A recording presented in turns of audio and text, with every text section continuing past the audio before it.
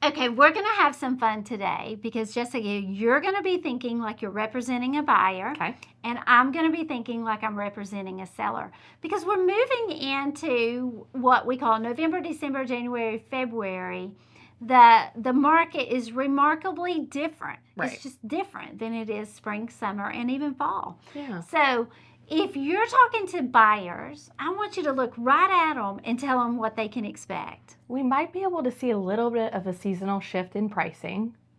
Just because it's a little bit of a slower time of year. A lot of people don't want to move during the holidays or can't move during the holidays. But that also means that there might be decreased competition because people have holiday plans. So if you're looking for a little bit of a deal, this may be the right time of year for you. Yeah, because historically, prices have come down a little bit. Mm-hmm. Less people are looking. Right.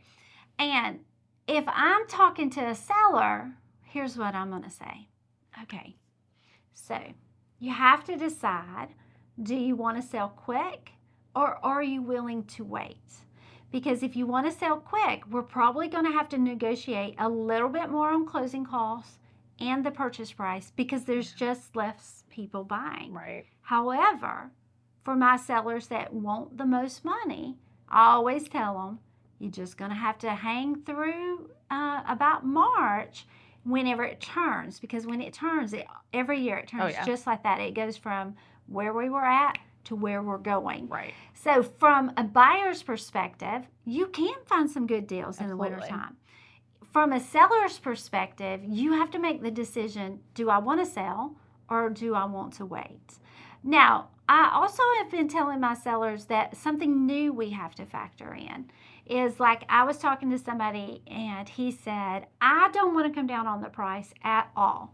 And the house is not listed with us currently, but I have been talking to him about where he needs to be. Right. And he's like, I don't want to sell it for that. And we had to have a conversation about it's not going to sell at that price. Right. It's just not. The market's not going to do it.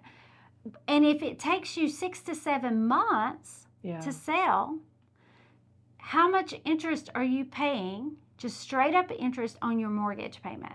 So in his case, his payment shows that he makes about $1,200 a month. That's straight up interest. Right.